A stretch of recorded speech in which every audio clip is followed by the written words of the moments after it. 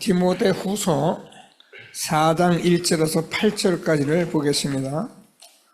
신약 성경 346면쯤에 있습니다. 디모데후서 4장 1절에서 8절 말씀. 제가 1절 말씀을 먼저 읽겠습니다. 교독하십니다. 하나님 앞과 살아있는 자와 죽은 자를 심판하시는 그리도 예수 앞에서 그가 나타나실 것과 그의 나라를 두고 엄히 명하노니 말씀을 전하라. 때를 어떤 분이 묻으되 항상 검사에 참가 가르치고 제가요 여기하며 때가 이르니 사람이 바른 교훈을 받지 아니하며 귀가 가려워서 자기의 사역을 따르는 스승을 많이 두고 또 그 길을 진리에서 따르니라.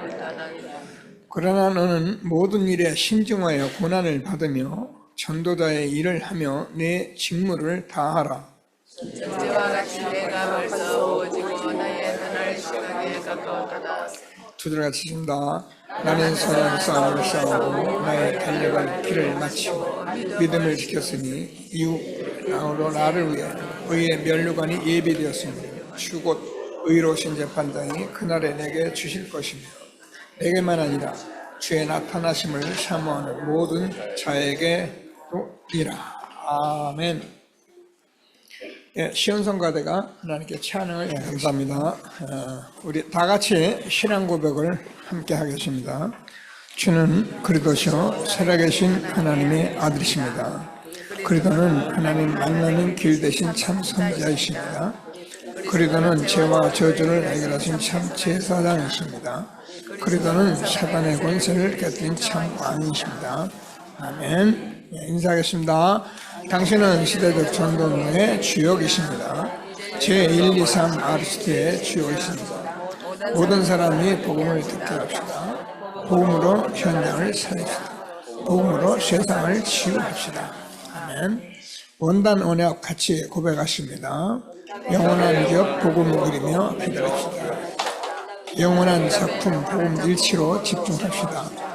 영원한 삶 하나님의 부르심에 상에 도전합시다. 오직 일성 재창조 플랫폼 파수망 안테나 되게 합시다. 아멘. 이 언약만 꼭 붙드시고 또 오늘도 예배 드리시면 됩니다. 우리가 언약을 굳게 잡고 계세요.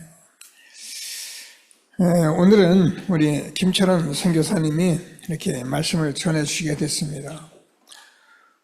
우리 교회는 이렇게 가까이 좀 계셔서 이렇게 항상 이렇게 모실 수 있어서 너무 감사하고요. 다른 교회들은 모시려고 해도 못 모십니다.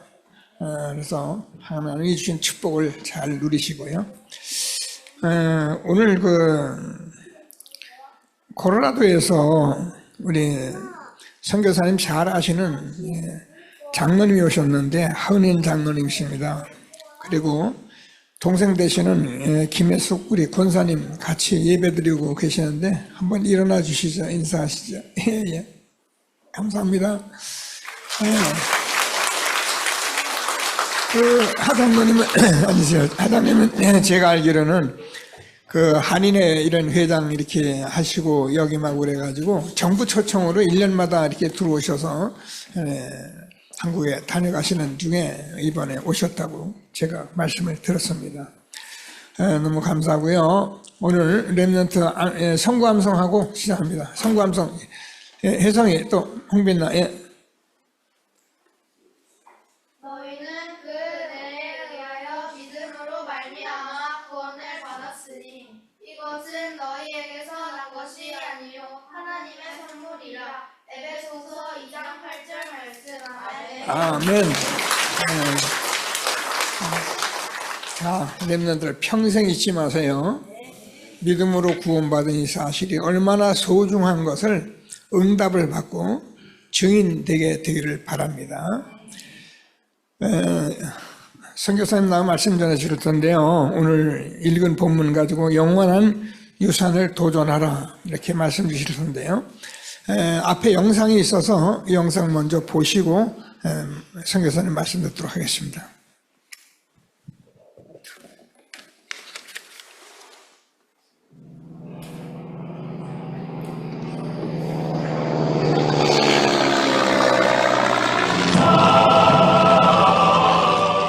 1956년 짐 엘리엇을 비롯한 5명의 젊은이들은 남미의 에콰도르라는 나라로 선교 여행을 떠났습니다. 조그만 비행기를 타고 해변에 내린 이들이 와다니족에게 복음을 전하기 위해 준비를 한 지 닷새째.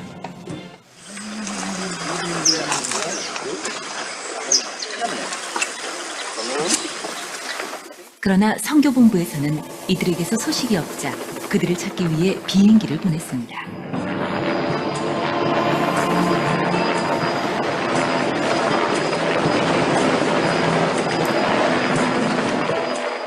그때 그곳 해변에는 5명의 청년들이 무참하게 살해된 것이 발견되었습니다.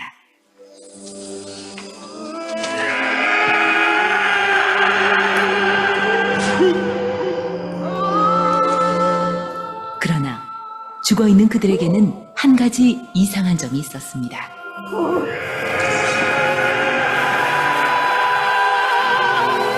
그들의 손에는 총이 있었으나 발사되지 않고 그대로 죽었던 것입니다. Well, don't you attack? Will you defend yourself? Will you use your guns? Son, we can't shoot the Wadani. They're not ready for heaven. We are. Promise me one thing. Just one. One thing.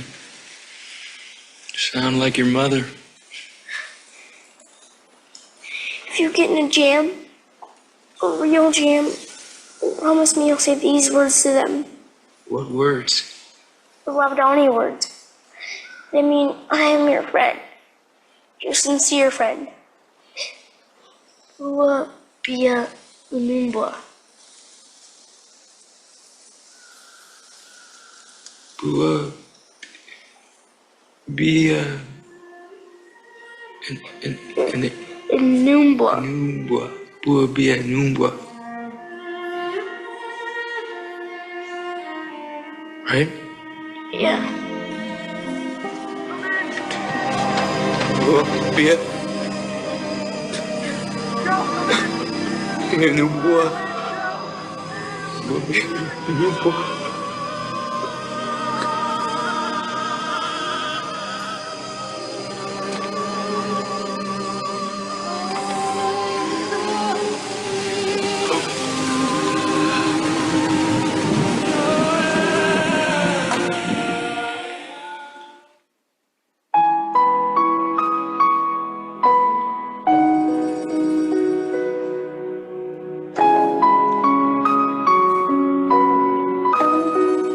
이후 라이프지와 타임즈는 이 사실을 보도하며 분노했습니다. 도대체 이 무슨 낭비인가?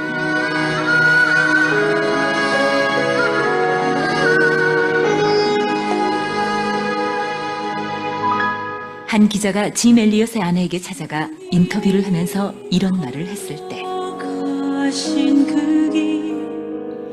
그녀는 그 기자를 똑바로 쳐다보며 이렇게 말했습니다. 낭비라뇨. 남편은 어렸을 때부터 이 순간을 위해 준비했던 사람입니다. 그는 이제야 그 꿈을 이룬 것뿐입니다.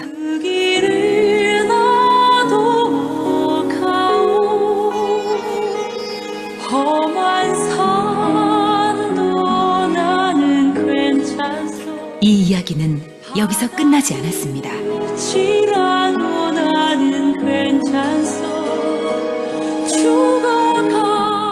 이 젊은이들의 아내 5명은 자신의 어린아이들을 부둥켜 안고 남편이 순교한 그 나라를 다시 찾아갑니다.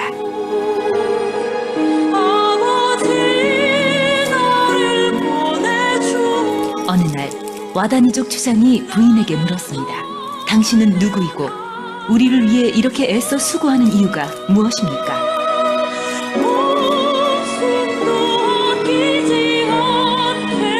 부인은 이렇게 대답했습니다. 나는 5년 전 당신들이 죽인 그 남자의 아내입니다. 그러나 우리가 여기 다시 오게 된 것은 바로 하나님의 사랑 때문입니다.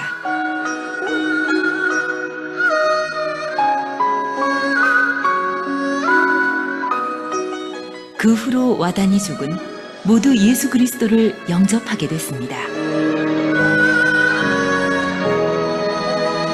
그리고 짐 엘리엇을 죽인 청년은 와다니족의 목사가 되었습니다.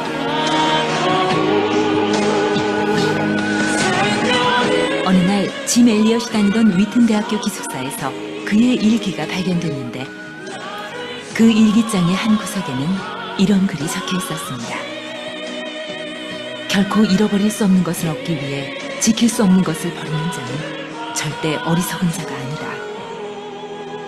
사람들은 그가 어리석다고 했지만 짐 엘리엇은 19살 때 이미 알았습니다.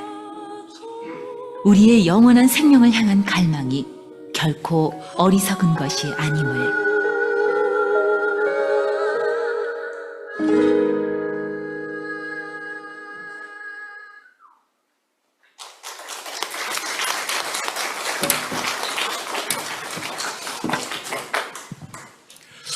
예, 여러분들이 보신 대로 짐 엘리엇은 시카고에 있는 위튼 칼리지를 졸업한 미국에서 가장 참 기독교 학교로서 인정받는 좋은 학교입니다. 그 학교를 졸업하고 1950년도에 에콰도르 와다니족 인디안들입니다. 말하자면은. 예, 전혀 미지의 세계에 우리가 그들에게 복음을 전해야 되겠다 해서 5명의 선교사들이 그곳에 가서 오래 있지도 못하고 생명을 다 잃어버렸습니다. 더 놀라운 것은 남편들이 그곳에 가서 죽었으면은 부인들이 그곳에 가면 또 죽을 가능성이 있잖아요. 그럼에도 불구하고 그들에게 이 복음을 전하기 위해서 부인들이 가서 결국은 남편들은 하늘에 미랄이 되어서 땅에 떨어져 썩었지만은 그 와다니족 모든 부족원들이 예수를 믿는 그리고 구원을 받는 놀라운 복음의 열매를 맺었던 그 스토리입니다. 저는 오늘 설교 제목이 영원한 유산에 도전하라. 영원한 가치를 발견한 자들은 도전한다. 세상에 가장 소중한 것이 생명인데 자기 생명을 잃으러 갈 사람들이 누가 있겠습니까? 그런데 그들은 내 생명, 육신의 생명보다도 더 소중한 것이 저 부족들에게 이 예수 그리스도의 복음을 전하지 않으면 다 지옥 갈 텐데 그 지옥 가는 그 부족들을 하나님께로 가게 하기 위해서 내 생명 하나 바치는 거 아깝지 않다. 그런 마음을 가지게 되는 것입니다. 영원한 유산, 영원한 기업, 영원한 상급은 우리 눈에 보이지 않는 것이기 때문에 우리가 아무리 얘기해도 잘 실감이 되지 않습니다. 우리 눈에 보이는 것, 그 부동산에 투자하면은 요즘 가장 확실하게 남는 것은 부동산 투자다. 증권에 투자하면 가장 짧은 시간 안에 부자가 될 수 있다. 우리 눈에 보이는 것은 우리가 실감이 나는데 눈에 안 보이는 영원한 것은 눈에 보이지 않기 때문에 실감이 나지 않습니다. 그런데 오늘 이들은 영원한 가치를 발견했기 때문에 그들은 자기들의 가장 소중한 생명을 귀하게 여기지 아니했습니다. 사도 바울이 예수가 가짜 메시아라고 생각을 하고 예수의 무리들을 잡아 죽이려고 시리아의 수도 다마스커스로 가다가 길에서 다메섹 도상에서 예수가 그리스도라는 사실을 깨닫고 그는 견딜 수가 없어서 광야로 숨어서 3년간 광야 생활을 하면서 성경에 보니까 삼층천을 경험했다고 했습니다. 그 말은 다른 말로 하면은 천국을 본 거예요. 그 천국에서 그 광경을 보고 나니까요. 내 이 육신 죽는 거는 아무것도 아닌 거예요. 왜? 길어봐야 100년인데 100년간 살고 죽으면 영원한 세상이 기다리는데 그곳에 그 화려한 천국의 광경을 보고 그는 이렇게 고백을 했습니다. 세상에 속한 것, 육신에 속한 모든 것들을 내가 배설물로 여긴다 그랬습니다. 여러분 지금 입고 온 좋은 양복들, 좋은 양장을 배설물로 여길 수 있겠습니까? 여길 수가 없죠. 여러분들이 집에서 가지고 있는 소중한 물건들을 배설물로 여길 수 있겠습니까? 어림없죠. 사도 바울은 자랑할 만한 가문의 자랑, 또 학벌의 자랑, 그는 자랑할 것이 많습니다. 그런데 얼마나 큰 가치를 발견했는지 내가 이 모든 것을 배설물로 여긴다. 배설물 여러분들이 뭔지 아시죠? 그 용어를 안 쓰더라도 배설물이 뭔지 아시잖아요. 얼마나 귀한 가치를 발견했길래 세상 사람들이 다 자랑스러워하고 자랑거리로 생각하는 것을 배설물로 여기노라 그렇게 고백을 했습니다. 또 사도 바울은 이렇게 고백했습니다. 십자가 외에는 아무것도 자랑하지 않겠다. 십자가가 생명 살리는 희생의 십자가, 지옥 갈 영혼을 천국 가게 하는 구원의 길을 만드신 십자가에도 그것이 얼마나 값지다는 것을, 가치 있다는 것을, 얼마나 능력이라는 것을 깨달았으면 나는 이제 십자가 외에 아무것도 자랑하지 않겠다. 이게 사도 바울의 고백입니다. 또 하나님의 은혜의 복음을 전파하면은 나의 생명도 조금도 귀한 것으로 여기지 아니하노라. 생명보다 귀한 게 어디 있습니까? 그런데 사도 바울은 이 은혜의 복음을 전파하는 일, 이 일을 위해서는 나의 생명도 조금도 귀한 것으로 여기지 않겠다. 얼마나 값진 가치를 발견했길래 내 생명도 조금도 귀하게 여기지 않겠다. 사도행전 20장 24절에 고백했습니다. 우리 예수님의 제자들을 볼까요? 예수가 그리스도라는 사실을 깨닫고 그들이 제일 먼저 한 것이 뭡니까? 즉석에서 자기 배와 그물을 버려두고 예수를 쫓으니라. 배와 그물은 자기들의 생명줄입니다. 가족을 먹여 살리는 생명줄인데 그것을 그렇게 버릴 수가 있을까요? 그냥 깊이 생각하지도 않았습니다. 배와 그물을 버려두고 예수를 쫓으니라. 예수님을 따랐다. 어떻게 그런 일이 있을 수 있을까요? 배와 그물이 그들에게는 생존의 가장 중요한 수단인데, 유일한 수단인데 그걸 버려요. 엄청난 가치를 발견한 겁니다. 영원한 가치를 발견한 거예요. 죽지 않는 영원히 사는 천국에서 이루어질 그 가치를 발견한 겁니다. 버리는 것이나 포기하는 것은 결코 쉬운 것이 아닙니다.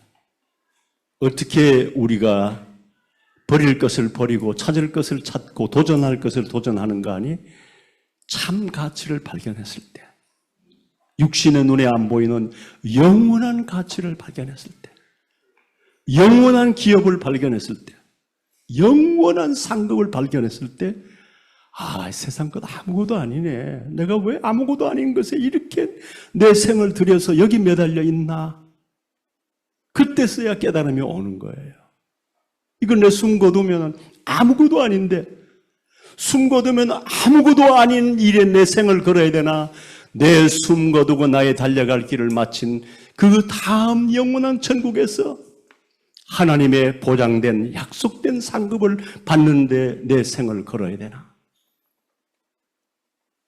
말할 거 없잖아요. 영원한 상급, 거기에 내 생을 걸어야지. 숨 딱 끊어지면은 아무것도 아닌 거기에 내 생을 걸어야 되겠습니까?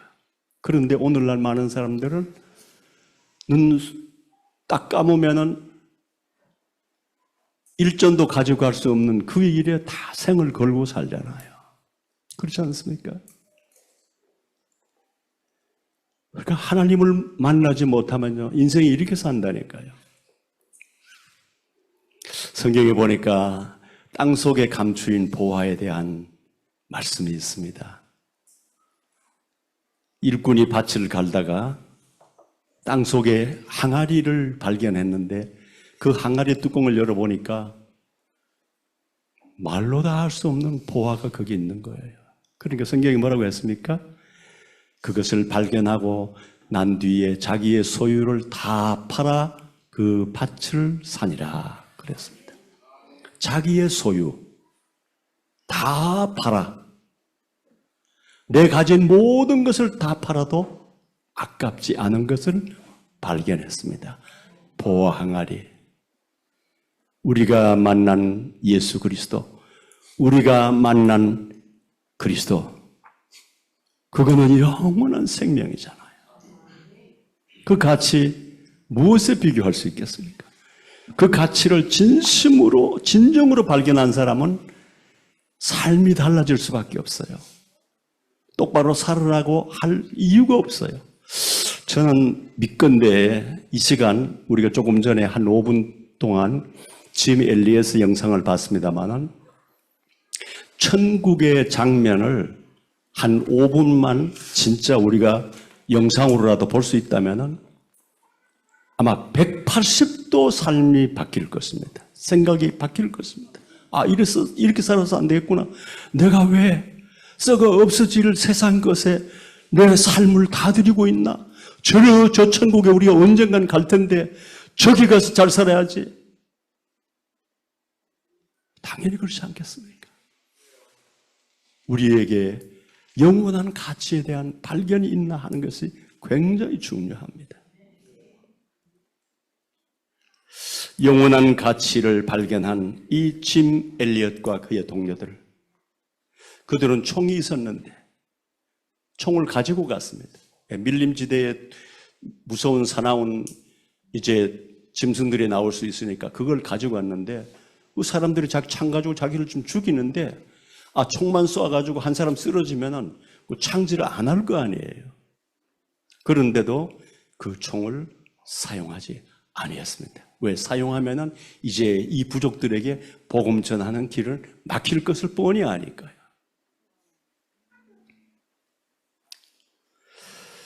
그리스도 하나님의 이 하나님 나라의 일, 오직 성령,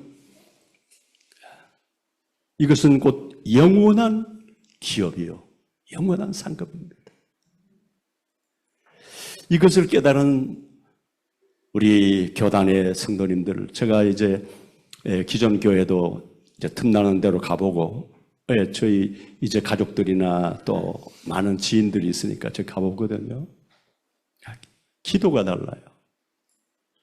제가 이제 인삼복음교회에 와볼 때마다 찬양대원들이 많지 않은데 오늘도 너무 그 내용이 좋고 은혜스러웠어요. 그리고 특별히 제가 이 교회에 잊을 수 없는 것은 후대 교육에 아주 관심이 많은 교회예요. 네. 우리 담임 목사님부터 우리의 미래가 후대들이잖아요. 지금 후대가 없어지는 이 시대에 연산복음교회에 오면은 후대에 대한 관심이 지대해요. 얼마나 귀한 일입니까? 영원한 유산에 도전하는 사람은 어떤 사람이냐? 영원한 가치를 발견한 사람들이다. 오늘 여러분들, 이미도 여러분들이 영원한 가치 발견하셨겠지만 오늘도 새롭게 그렇구나. 내 삶을 전체를 다 드려도 아까울 것이 없다. 그러면 이제부터 내가 날마다 어떻게 살아야 되겠는가? 무엇을 위해 살아야 되겠는가? 내가 신경 써야 될 일이 있다면 과연 어떤 일을 위해서 신경을 써야 되겠는가? 하나님은 우리의 외모를 보지 아니하시고 우리의 중심을 보시는 하나님. 우리가 결단하고도 무너질 때가 얼마나 많습니까? 작심하고도 우리가 실천하지 못할 때가 얼마나 많습니까? 그게 우리 연약한 점입니다. 그러나 하나님은 우리의 중심을 보신다고 했습니다. 하나님, 제가 수없이 무너지고 결심하고도 그대로 못 살았습니다. 하나님, 그러나 오늘 말씀을 들으면서 내가 새롭게 살기를 원합니다. 나는 늘 눈에 보이는 것에 신경 쓰고 살았습니다. 이제 눈에 보이지 않는 영원한 천국의 상급을 바라보고 살겠습니다. 그 중심을 하나님 보시잖아요. 하나님이 여러분들에게 새 힘을 주시고 인생 많이 살아서 내 남은 생애가 너무 짧게 남아서 상관없습니다. 하나님은 하루를 천년같이 변화시킬 수가 있습니다. 역사하실 수가 있습니다. 중요한 것은 우리의 마음입니다. 우리 마음에 결단이 필요할 때는 결단을 하셔야 됩니다. 오늘 영원한 유산에 도전하라 두 번째 대지는 나의 영적 규모와 그릇을 갖추어야 한다. 성경에 보니까 마음에는 원이라도 육신이 약하도다. 내가 영적으로 힘이 없으면요, 아는데 속는 거야. 아는데 안 되는 거야. 아는데 무너지는 거예요. 아는데도 실천이 안 되는 거예요. 결단을 하고도 실천이 안 됩니다. 왜 그렇습니까? 마음이 없는 게 아니고 영적인 힘이 없어 그래요. 우리의 신앙생활은 영적인 힘이 있어야 신앙생활이 되는 거잖아요. 영적인 힘. 영적인 규모, 영적인 그릇이 갖추어지면은 이제 영원한 유산에 도전하는 삶이 이루어지는 것입니다. 노벨 문학상을 받은 해밍웨이, 그는 세상적으로 성공한 사람인데 그 인생 결말이 무엇이죠? 자기의 사냥총, 그분은 낚시를 즐기고 사냥을 좋아했는데 플로리다에 살다가 돌아가셨는데 그분은 자기 사냥총으로 자기 머리에 대고 자살했습니다. 노벨 문학상을 받을 정도로 성공한 사람인데 그가 예수 그리스도를 만나지 못하고 하나님을 알지 못하니까 가장 비참한 최후를 맞이하더라고요. 아니, 그 다음 세계가 더 중요하잖아요. 그거 어디 갔겠습니까? 자살했는데.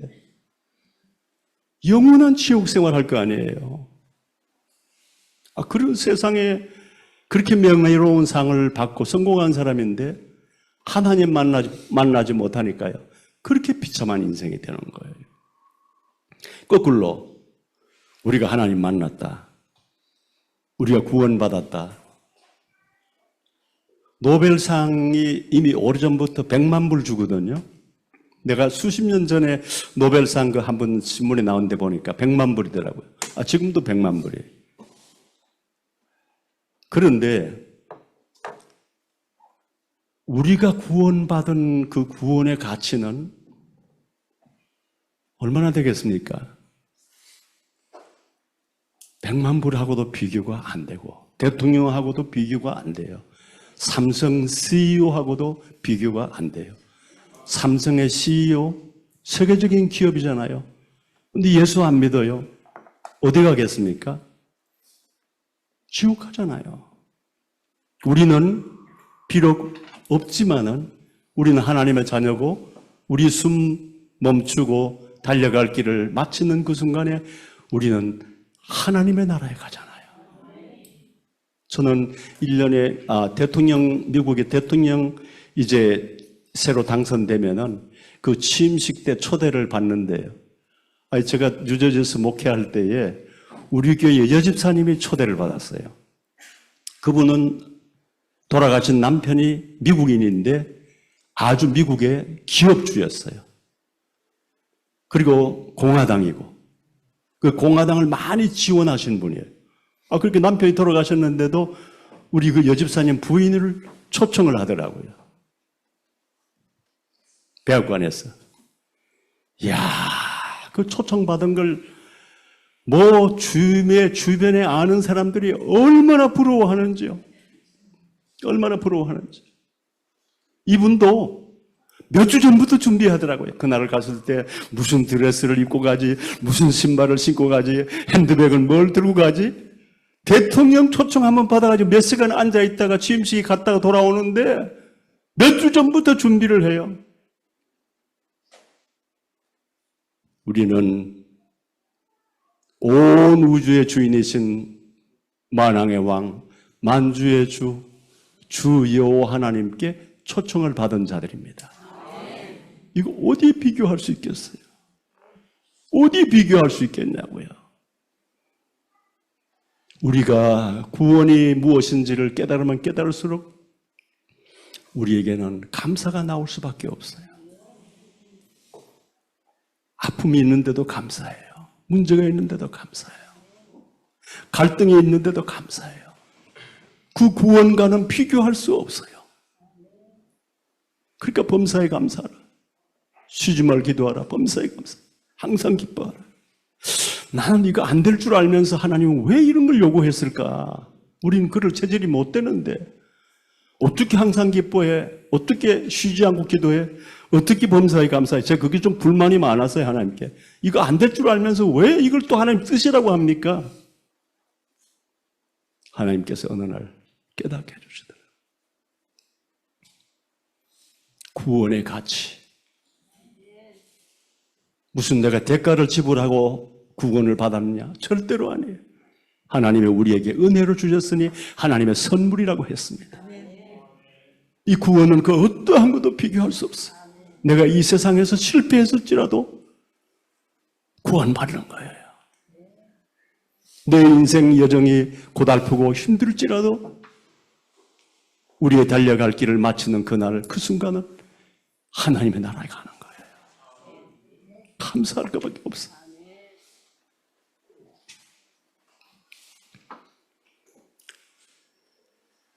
연예인들이, 그 유명한 연예인들이 마약에 빠지고 허전함을 채울 수가 없으니까 마약에 빠진대요. 이 복음이 없으면요, 사람들이 망하는 길로 가더라니까요. 복음이 없으면. 이 시대에 절실히 필요한 것은 생명의 빛, 즉 빛의 망대입니다. 그래서 우리가 계속해서 7망대, 7여정, 7이정표, 여기에는 심오한 뜻이 포함되어 있는 거예요. 이제 영적인 규모를 갖추려면요, 우리 육체도 건강해야 되잖아요. 육체 건강하지 않으니까요, 영적으로도 약해지더라고요. 저희 어머님이 정말 돌아가실 때까지 기도의 사람이었는데 어머님이 한 번은 그러시더라고요. 김 목사, 건강할 때는 몇 날 며칠 밤새워 기도하는 게 문제가 아니더니, 일도 아니더니 이렇게 몸이 약해지니까 기도도 힘들더라. 영적으로도 떨어지더라. 그런 말씀을 하시더라고요. 그럴 수밖에 없지 않습니까? 그러니까 우리가 영적인 규모와 그릇을 갖추는데 우리의 건강도 굉장히 중요합니다. 요즘 계속해서 이 호흡 기도에 대한 메시지를 우리가 오랫동안 들어왔습니다. 그래서 우리가 건강해야 되니까요. 예.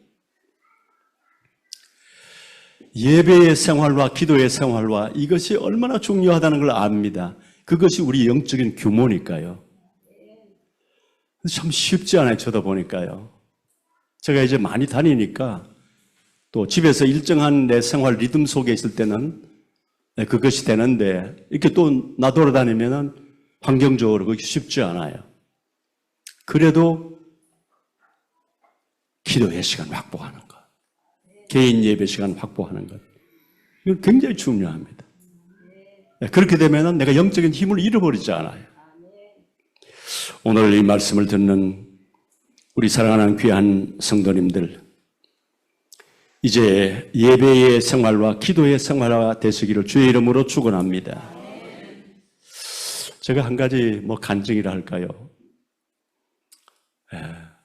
30년 동안 이 훈련 속에 이제 지나왔는데 내가 뭘 바뀌었나 내 자신을 돌아보니까요. 제가 굉장히 좀 율법적인 체질이거든요. 네, 그냥 율법 체질이 아니고 저는 굉장히 율법 체질이었습니다. 그런데 그게 바뀐 것 같아요. 잊어보니까요. 많이 바뀌었어요. 그리고 사실은 어디 가도 젠틀맨이라는 말을 듣지만 속으로는 정죄를 좀 많이 했던 것 같아요. 남을. 아이고 저것도 목사라고. 그런 게 내게 많이 있었어요. 솔직히. 네. 저런 사람들 때문에 목사들 욕먹게 해. 이런 게 많이 있었어요. 그런데 어느 날 하나님께서 저에게 계속해서 이 복음의 말씀을 듣는 가운데 하나님께서 어느 날 성령으로 저 마음 가운데 이런 말씀을 주셨어요. 너 저울 사람 달고 모자라네 뭐 하는 네 마음 속에 있는 마음의 저울 그거 고장난 거야. 깜짝 놀랐어요. 제가 늘 제 마음에 있는 이 저울 가지고 사람을 달았거든요. 저거 모자라네. 그 다음에 너 가지고 있는 너 마음의 잣대 그거 틀린 잣대야. 정확하지 않아. 거기에 맞으면은 그게 틀린 거예요. 이걸 깨닫게 해주시는 거예요. 내가 얼마나 마음으로 사람을 잣대로 쟀겠습니까? 아이고 속으로 그렇게 생각했거든요. 그런데 하나님께서 너 마음의 저울 고장났고 너 마음의 잣대 틀린 잣대야. 그러니까 틀린 걸 가지고 어떻게 사람을 자꾸 평가하느냐 이거예요. 하나님이 그런 마음을 주시더라고요. 제가 굉장히 경우 바르고 규모 있게 살려고 노력하다 보니까 제가 나도 모르게 율법적인 체질이 되더라고요. 하나님이 그런 것을 바꾸어 주셨어요. 그리고 관점도 바꾸어 주셨어요. 사람을 보거나 사건을 보거나 문제를 보는 관점도 바꾸어 주셨어요. 안 바꾸어지면은 자기 스스로가 무너져요. 여러분 이스라엘 백성들을 광야 길을 다 마치고 이제 가나안 땅에 들어가면 되는데 12정탐꾼들 정탐하고 돌아와가지고 10정탐꾼들이 동일한 보고를 했어요. 그게 맞는 보고거든요. 그게 정확한 보고거든요. 왜? 저는 이스라엘 몇 번 갔다 왔으니까 여호수아 갈렙의 말보다도 10정탐꾼의 말이 현실적으로 맞는 말을 했어요. 맞는 보고를 했다고요. 근데 그 결과는 뭐죠? 완전히 이스라엘 백성들이 불신하고 멸망했지 않습니까? 가나안 땅에 못 들어갔어요. 요즘 우리가 좀 어수선한데 우리의 관점이 언약적인 관점이어야 합니다. 우리가 언약적인 관점을 못 가지면요 다른 소리하고 무너진다니까요. 여러분 예수님의 메시아의 족보에 네 여인들 등장했잖아요. 기생라합 또 시아버지 유다와 관계한 다말 또 우리아의 아내 바세바 이런 사람들은 그 당시에 유대교회의 법도대로 하면은 돌로 쳐 죽일 대상자들이에요. 그런데 왜 하나님께서 메시아를 태어나게 하는 메시아 계보에 이런 부끄러운 사람들을 등장시켰을까요? 왜 그들을 사용했을까요? 거기에는 하나님이 주시는 메시지가 있습니다. 우리가 그러면은 기성 노릇하고 그렇게 해야 되겠다 그런 얘기가 아니지 않습니까? 네. 박사로 된다? 절대로 아닙니다. 우리가 조용히 하나님의 관점으로 모든 것을 볼 수 있어야 내가 현실에 속지 않습니다. 언약의 관점으로 보지 않았던 이 훌륭한 열정탐꾼의 사실적인 말 때문에 이스라엘 백성들이 멸망했다니까요. 여기 깊은 교훈이 있습니다. 깊은 교훈이 있습니다. 우리 이런 시기에 정말 말없이 기도하면서 언약으로 들어가야 됩니다. 깊숙이 언약으로 들어가야 됩니다. 이렇다 저렇다 말하면 속습니다. 걸려드는 것입니다. 우리가 나의 영적인 규모를 갖추고 또 우리 육체의 건강도 우리가 갖추고 또 우리가 관점도 바뀌고 가치관도 바뀌고 가치관이 바뀔 수밖에 없죠. 무엇이 진정한 가치인가 말이에요. 내 눈에 보이는 것이 명예로운 것이 가치인가? 아니면 눈에 안 보이는 영원한 것이 진짜 가치인가? 우리의 가치관이 바뀌잖아요.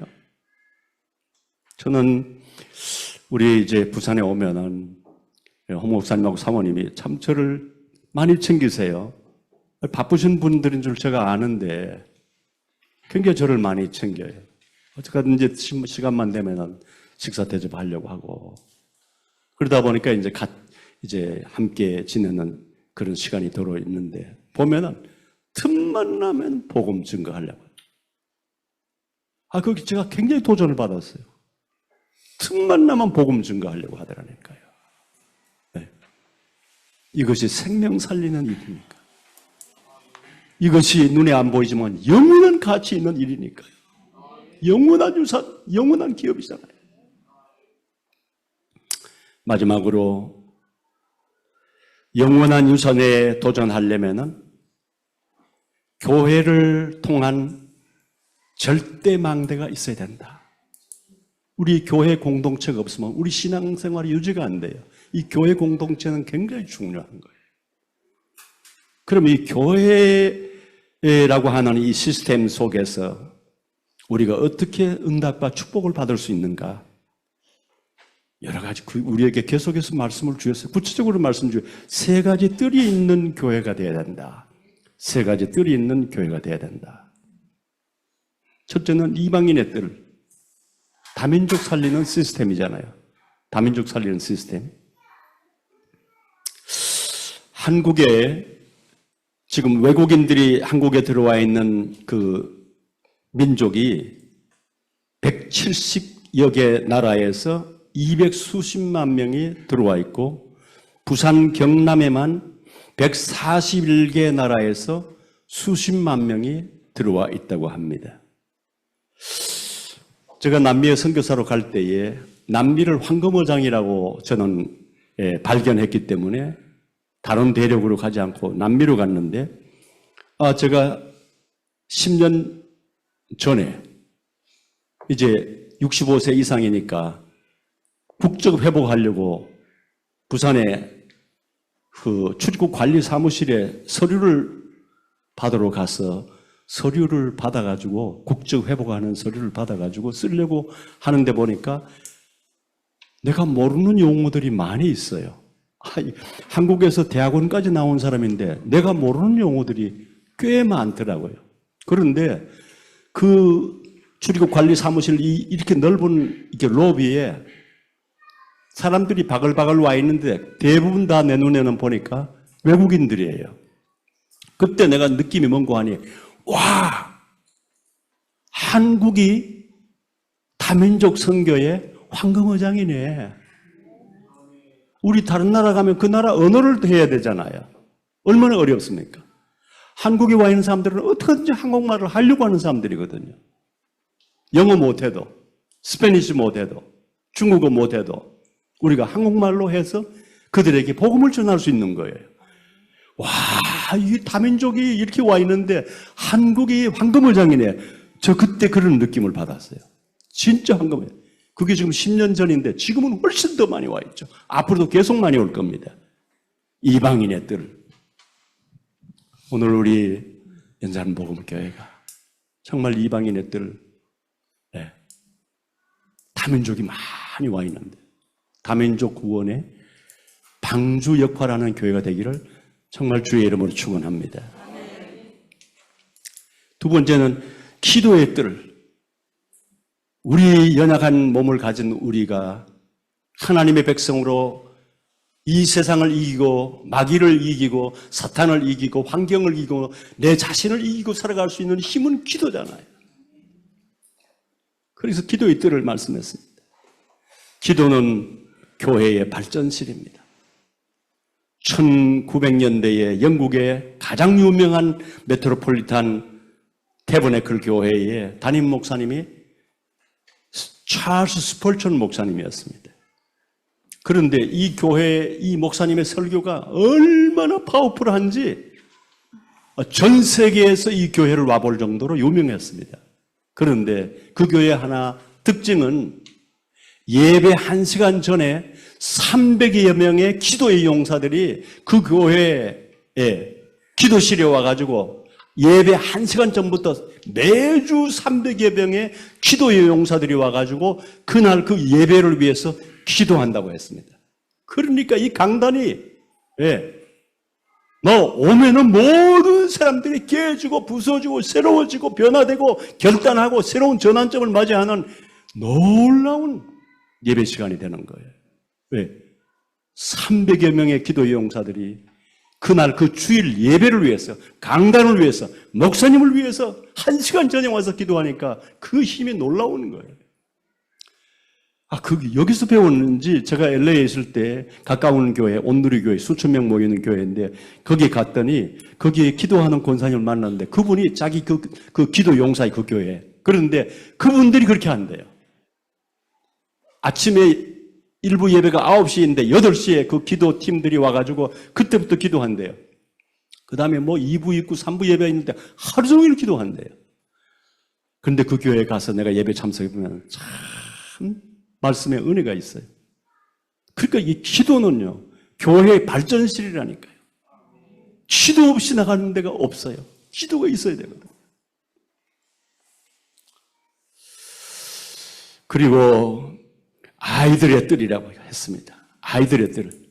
후대를 살리는 교회가 미래를 살리는 교회입니다. 한국 교회가 주일학교가 없어지는 교회가 절반이 넘는다고 합니다. 유럽 교회는 지금 말할 수도 없고요. 그런데 참 우리 교단이 자랑스러운 것은 후대 렘넌트들을 살리는 이 일이 얼마나 중요하다는 걸 알고,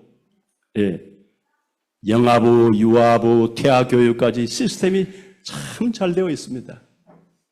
먼 후일을 가보면 알 거 아닙니까? 어떤 차이가 오는지. 그 다음에 이 시대는 5일 금요일까지는 전부 직장생활하고 일하니까 언제 그 문화를 바꾸는 것은 금토일 주말이 문화를 바꾼다는 거예요. 근데 이 시대 우리가 아는 대로 주말에 이제 술 마시고 마약하고 이런 시대잖아요. 그러니까 좋은 문화가 안 만들어지는 거예요. 우리가 이 문화를 바꾸자. 금토일 시대를 만들어서 말씀과 기도 운동하고 전도하고 문화를 바꾸자 이거예요. 얼마나 이게 참 하나님 기뻐하시는 일입니까? 금토일 시대를 열자. 문화를 바꾸자. LA에 올해 있었던 일입니다. 유치원 교사가, 여자 교사가 자기 학생들한테, 유치원 아이들한테 이렇게 말했어요. 성은, 남성, 여성 성은 태어나서 타고나는 것이 아니고 네가 결정하는 것이다. 아이들이 혼란해 오는 거예요. 난 남자인데? 내가 여자, 내가 결정해? 나는 여자? 나는 여자인데? 내가 남자가 될 수 있어? 성을 내가 결정해? 아이들에게 혼란이 온 거예요. 그래가지고 집에 와가지고 어머니, 아버지한테 이 얘기를 한 거예요. 오늘 학교 갔더니 선생님이 성은 태어나는 것이 아니고 타고나는 것이 아니고 네가 결정하는 것이다. 이래가지고 막 학부형들이 들고 일어나고 난리가 났습니다. 그런데 어떻게 되느냐. 점점 그렇게 기울어져 가고 있습니다. 그래서 LA에 있는 이제 신실한 크리스찬들이 여기서 자녀 교육을 못 시키겠다. 이래가지고 타주로 이사를 가는데 제가 있는 지금 달라스. 달라스에 세 가정이 동시에 왔는데 바로 내 손주들을 도저히 LA 지역에서 교육을 시킬 수가 없어서 우리는 세 가정이 결단을 하고 달라스로 이사를 왔습니다. 이렇게 얘기를 하시더라고요. 이런 시대에 우리가 삽니다. 그리고 지금 오늘 서울에서 오후 몇 시입니까? 기독교인들 100만 이상 모이는 집회를 하죠. 굉장히 저는 중요하다고 생각합니다. 왜 그런 거 아니에요? 영국이 가장 먼저 기독교 국가에서 성차별을 법 없앴습니다. 성차별 없애는 법. 그 다음에 지금부터 한 7년 전인가 10여 년 전에 미국도 대법원에서 이걸 없앴습니다. 성차별법. 차별. 차별법.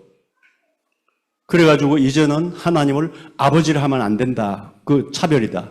하나님은 어머니도 될 수 있지. 하나님은 어머니.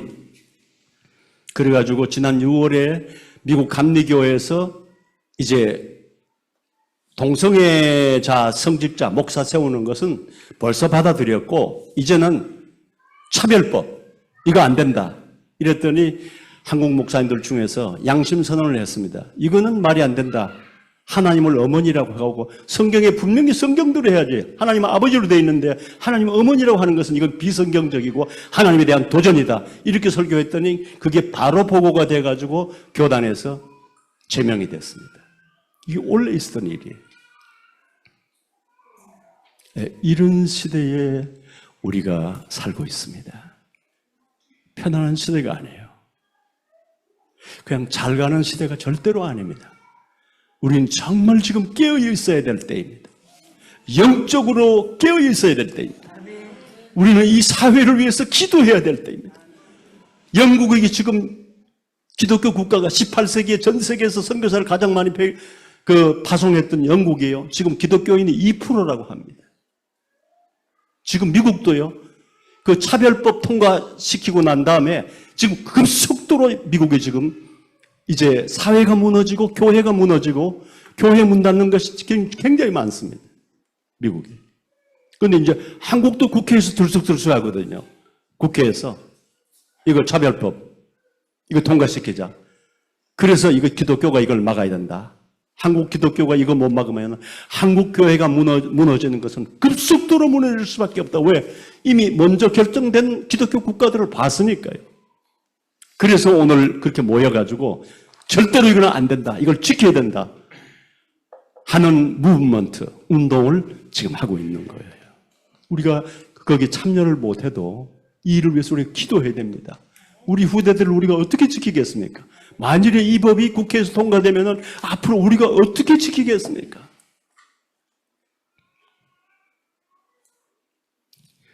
오늘 제가 말씀을 맺겠습니다. 골로새 3장 1절 2절 말씀에 그러므로 너희가 그리스도와 함께 다시 살리심을 받았으면 위의 것을 찾으라. 거기는 그리스도께서 하나님 우편에 앉아 계시느니라. 위의 것을 생각하고 땅의 것을 생각지 말라. 땅의 것은 숨거둔 순간 아무것도 없어집니다. 위의 것은 영원한 기업이요 영원한 상급이니까. 사도 바울이 나의 달려갈 길을 다 마치고 믿음으로 지켰으니 이제 후로는 나를 위하여 의의 면류관이 예비되었으므로 주 곧 의로우신 재판장이 그날에 내게 주실 것이며 내게만 아니라 주의 나타나심을 사모하는 모든 자에게 도니라. 기도하겠습니다. 살아계신 우리 아버지 하나님, 은혜를 감사합니다. 하나님께서 기뻐하시는 귀한 연산복음교회, 오늘 주의 종이 주의 말씀을 증거했습니다. 온 성도들이 수십 년 동안 이 강단을 통해서 복음의 말씀 듣고 복음의 체질이 되게 하시고 세상 것이 아닌 눈에 보이지 않는 영원한 유산, 영원한 기업, 영원한 상급을 위해서 살고자 하는 삶의 인생에 살아야 될 이유와 목표를 가지게 하신 은혜를 감사합니다. 우리의 남은 인생길 얼마나 남아있는지 알 수 없지만 세상에 보이는 것에 내 마음 빼앗기지 않게 하시고 눈에 보이지 않지만은 하나님이 약속하신 영원한 상급, 영원한 기업을 위해서 내 삶을 드릴 수 있는 전도자의 삶, 선교의 삶을 살게 하여 주시옵소서. 우리 주 예수 그리스도의 이름으로 기도드립니다. 아멘.